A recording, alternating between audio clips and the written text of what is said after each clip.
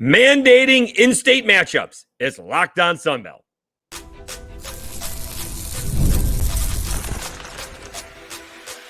You are Locked On Sunbelt, your daily podcast on the Sunbelt Conference, part of the Locked On Podcast Network, your team every day. All right, welcome to another edition of Locked On Sunbelt, your team every day. I'm your host, Dave Schultz. Today's episode is brought to you by LinkedIn. These days, every new potential hire can feel like a high-stakes wager for your small business. That's why LinkedIn Jobs helps find the right people for your team faster and for free. Post your job for free at linkedin.com/lockedoncollege. Terms and conditions apply. Okay, we're also talk about odds versus win totals. I probably should have retyped one of the lists. One of the lists is in alphabetical order, and the other list is based on the odds. So we'll see if we can compare and contrast. But last week, the North Carolina legislature, of all things, is moving forward a bill mandating two things. First, that Carolina and NC State have to play each other, and while they're in the ACC, and that's in football and basketball. That's what they're mandating. And while they're in the ACC, that's not a problem. We'll see if that changes anytime soon, and maybe sooner than we think. But they are also mandating, and I had the article here somewhere, that they have to play UNC-Charlotte or East Carolina University or App State every year. Both schools. They have to schedule one of those teams every year. And let me see here. I don't think it was, let me see here. North Carolina college football law. All right. North Carolina legislature's advanced schedule mandates. More specifically, the bill says NC State and UNC would have to play at least one home game and one away game against each of the other three schools every 6 years. Home and away games with the same school would alternate. Let's see. Let's read from the beginning. In a move reflecting volatile and changing times in college football, North Carolina state legislatures advanced a bill Tuesday, this is just almost a week ago, that would require the state's two largest public universities to play each other annually in football and basketball and play three other top public school systems, play the three other top public school system schools regularly. Under the measure, which cleared the House Committee on Universities with no debate, the football and men's and women's basketball teams at the University of Carolina, Chapel Hill, and NC State would be required to play each other at least once annually, starting with a 25-26 year. All right. The bill would also direct the Wolfpack and the Tar Heels to play East Carolina, App State, or the University of Carolina at Charlotte at least once every year in those sports. Well, it would be interesting to see how that works out. Does that mean Carolina and NC State are coordinating with who to play? What happens if they both decide to play App State and App State's like, that's a nice paycheck, but maybe we don't need, you can see it as an opportunity, but I'm not sure if we need necessarily two losses. So we should see how this goes. Here's the other thing. All right, let's see what it says. One of the reps, David Willis, Union County Republicans, who went to App State, of course. The fans want to see these games. The players want to play these games. The coaches may have a little trepidation from time to time, but I think the business case is there, and it's exciting. Mac Brown was not real happy a couple years ago about playing App State at all. They came away. That was Drake May, right? They came away. Was it last year? Last year. A couple years ago. Last season. He wanted no part of that game, and Carolina won that game in overtime. And you have a couple of things, right, in Mississippi. Like Southern Miss plays Mississippi State and Ole Miss in baseball. I don't know about softball, but we know they play in baseball. And the Ole Miss and the Mississippi State fans don't like it at all. They don't like, why are we playing them and always losing to them? Let's not play them anymore, right? We're helping them out too much. LSU plays the Cajuns in baseball and in softball. Softball has a home and home. That's outstanding. And baseball will rotate. This past season was in Houston. I think 2 years ago it was in Baton Rouge, and then it'll come to Lafayette every third season. And that was something I think Bertman did, and certainly Maneri did, and they do a good job because it's easy travel for LSU. We don't have to hop on a plane; it's a bus ride. Either way, same thing for the Cajuns. What LSU will not do is play the Cajuns in basketball or in football. South Alabama is going to go play LSU this year. Why are they playing South Alabama and not UL? They played McNeese, although that may have been an Orgeron thing at the time.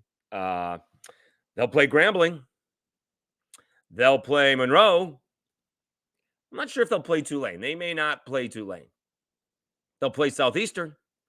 They won't play the Cajuns. Not in football and not in basketball. Basketball would be competitive. It was the last time that they played. That was the whole Bob Marlin, Will Wade rigmarole during the NIT, which was a lot of fun for us content creators. And then you'd get how would that affect Texas? Is Texas A&M? Are they going to play Texas State? Right? You can play UTSA. I mean, there's a lot of schools in Texas. I'm not sure we'd be able to, who's going to determine what schools are going to be in that mix. And then same thing for, Alabama. Like Alabama they've played South Alabama in basketball. Auburn has done the same. Both teams, by the way, have come to Mobile. That's outstanding. Some of those things were made before Bruce Pearl got there and Nate Oates got there.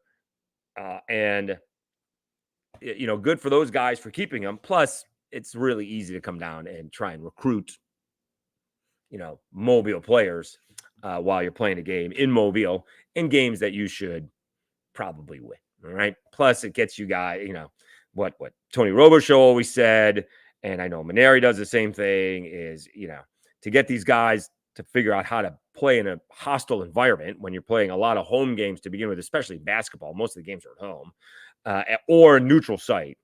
Going to play an in-state rival-ish, if you will. Plus, when you're down in Mobile, half the fans are probably Auburn or Alabama fans anyway. But it would be interesting, right? We've seen, Marshall's playing Virginia Tech. They play baseball. I think they've played in football too, although that's Virginia. And then you get West Virginia. So how would this work in other states? And would it work? And the problem is, here's the thing. Interesting that it's working in Carolina. It would never happen in Baton Rouge because LSU dictates what goes on in the capital of Louisiana compared to the capital dictating to LSU. That's not happening. They need a new library, but they're going to get a $400 million new basketball arena before that happens. So it is interesting that that's happening. Could it happen with, South Carolina and Coastal Carolina? I think it would be great. I certainly don't think LSU should play the Cajuns every year, and certainly they would never play them on the road, right? I even think the Cajuns in basketball would play. You want to do a 2-for-1, that's fine. And I don't think even LSU will do that. That's disappointing. And I think it's great that I know Southern Miss plays Mississippi State and Ole Miss in baseball. Clemson supposed to play. I think the last one got rained out. Clemson plays Coastal Carolina in baseball. And I'm not as familiar with some of them as for softball. And I do know that, again, Auburn and Alabama they play South Alabama in baseball, I think, every year. Again, easy for the teams to do. Alabama won't play UAB in football, right? Auburn and South Alabama are supposed to have a football game coming up here somewhere along the way, but Alabama won't do that. No. Alabama will play ULM. Alabama will play Southern Miss. Alabama won't play South Alabama or UAB. It's very odd. But just that happened last week. I didn't get to it. I wanted to bring it to your attention. What you guys think. I think it would be great.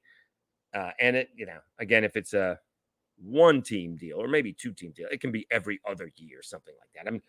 You're not going to start a rivalry between, NC State and App State. I'm not even sure anybody wants that. All right. But, or the Cajuns or LSU, but one time every now and then would be nice.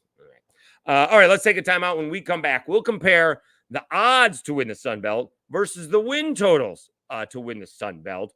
We will do that after I tell you about LinkedIn.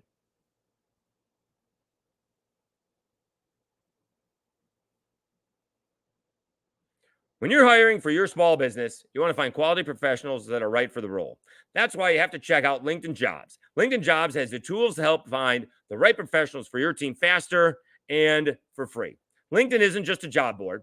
LinkedIn helps you hire professionals you can't find anywhere else, even those who aren't actively searching for a new job but might be open to the perfect role. In a given month, over 70% of LinkedIn users don't visit other leading job sites. So if you're not looking on LinkedIn, you're looking in the wrong place. On LinkedIn, 86% of small businesses get a qualified candidate within 24 hours. Hire professionals like a professional on LinkedIn. LinkedIn knows that small businesses are wearing so many hats and might not have the time or resources to hire. 2.5 million small businesses are using LinkedIn for hiring. Post your job for free at linkedin.com/lockedoncollege. That's linkedin.com/lockedoncollege to post your job for free. Terms and conditions apply.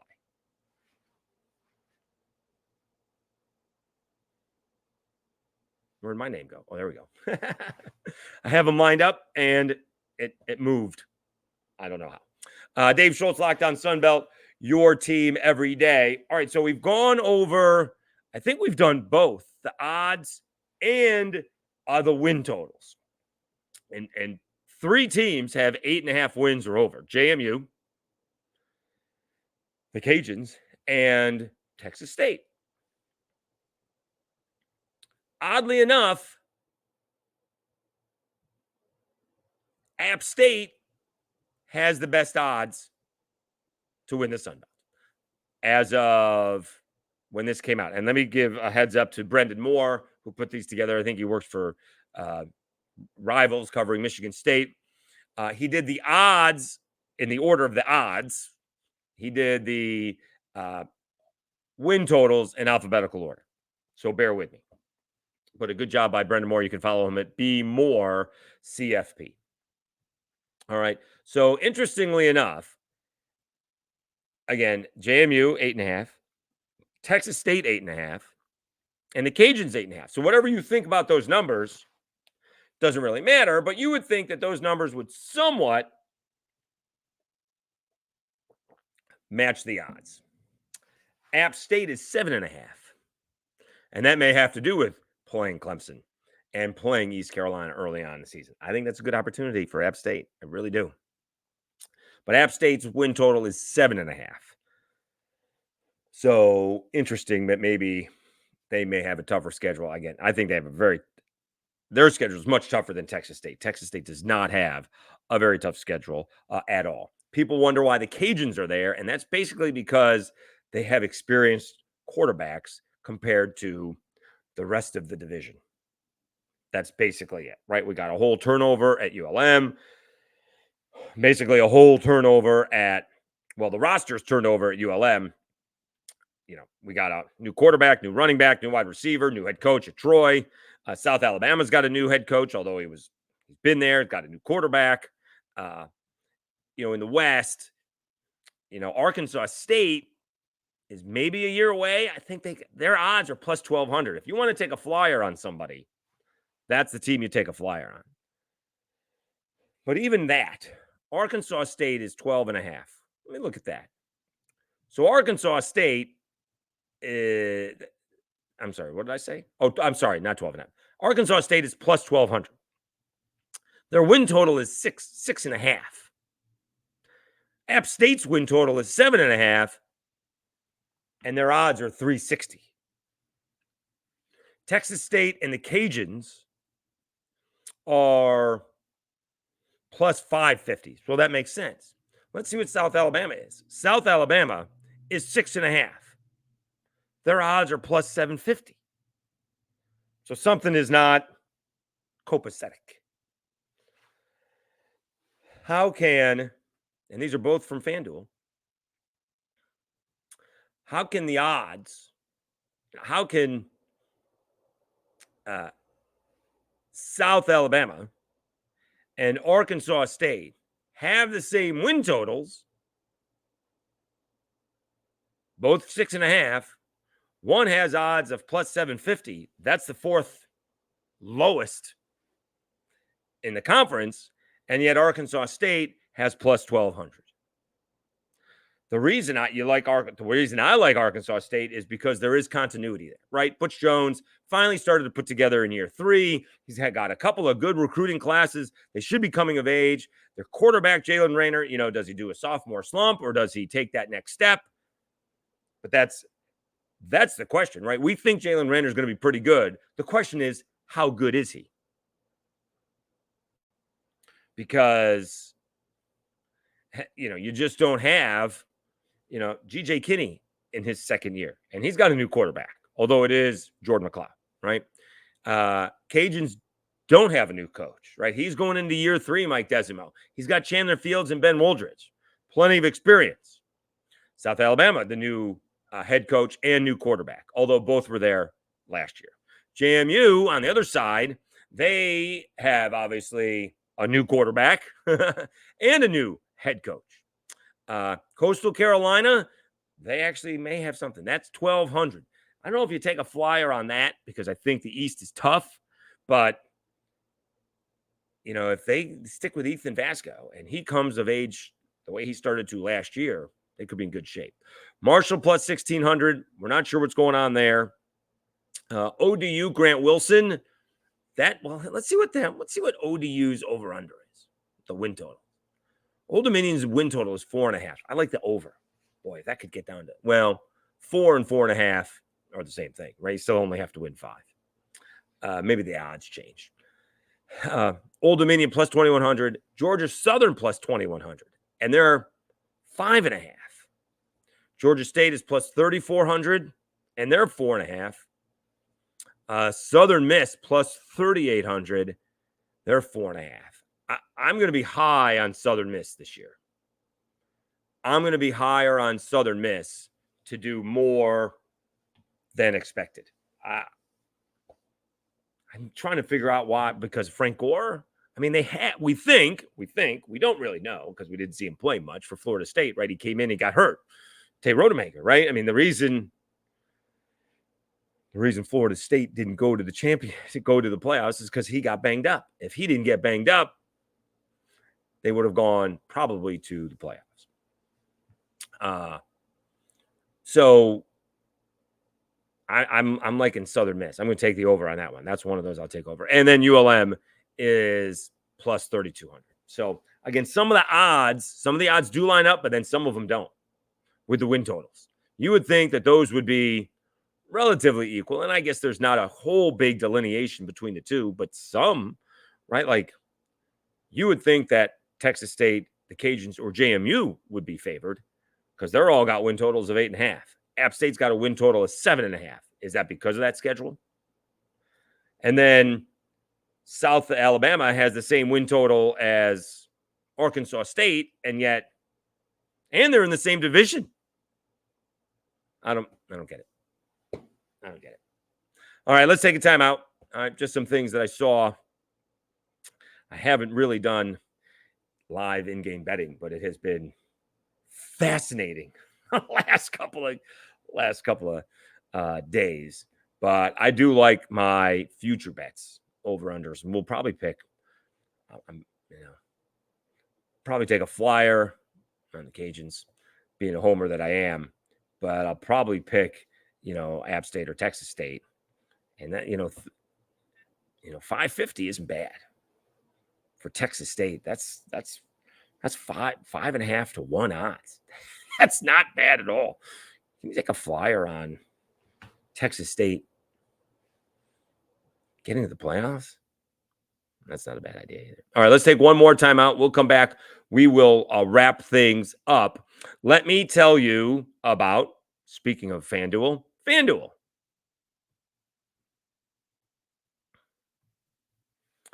Summertime means baseball, the NBA Finals, and more. And you can bet it all on FanDuel. Right now, new customers get $200 in bonus bets with any winning $5 bet. That's $200 you can use to bet everything from the Finals MVP to who's going to hit one out of the park. Visit FanDuel.com/lockedon and get a big win to your summer bucket list. FanDuel, America's #1 sports book.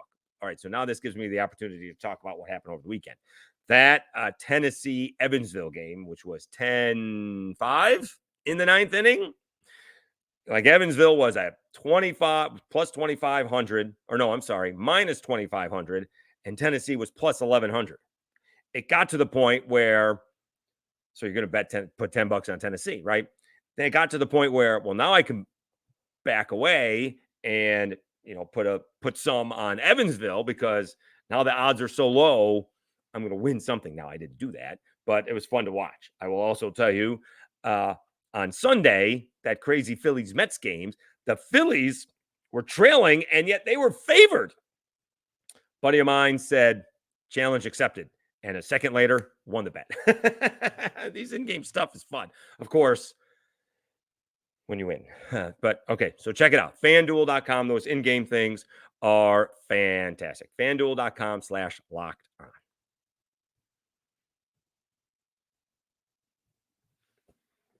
All right, Dave Schultz, Locked On Sunbelt, your team every day. We need to line up some reporters, some bloggers, some podcasters to talk about where we are in the Sunbelt. The bowl, I guess we could have added that.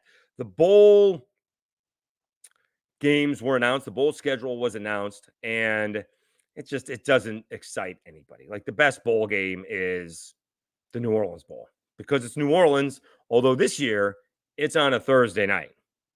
I'm not sure that excites anybody. The best part about the New Orleans Bowl is going out after. Although, yeah, last year we came home right afterwards. No, anyway, but the bowl tie-ins aren't great. The point with the Sunbelt tie-ins, what you're trying to do, what we just said with the state mandating it, you want to play a Power 5 team. That's what you want to do. You don't want to play another good Group of 5 team. You want to play that Power 5 team, even if it's like an Iowa or an Illinois. Why do I always pick on Illinois and Iowa? Or something along those lines. Heck, it can even be my Syracuse Orange, although watch out for them this year. That's what you want to do. So you're trying to get some better bowl games in there. Although the one time the Cajuns played Tulane, that's pretty good. All right. And the New Orleans Bowl was really good last year. Didn't go the Cajuns' way, but Jacksonville State, Cajuns and Jacksonville State played a heck of a football game. That was a good game. Didn't go the Cajuns' way, but it was a really good football game. And so we'll see, how that can change. Guess we'll find out at Sunbelt Media Days how that's going to work out. So it'll be interesting to see how that goes. I do want to thank you guys. We are almost up to 1,260 subscribers. So we're getting there. We'll do some more ranks as we see that works out. Rank the quarterbacks. What a shock. And we had like 1,000 views on that video. Like anything over, usually if I get, 200 to 300 on a day, that's pretty good. But you get 1,000 on one video, it obviously works. So we can I don't know if I know that much to do like offensive line and defensive lines. We can probably do running backs, probably do wide receivers. I should do tight ends.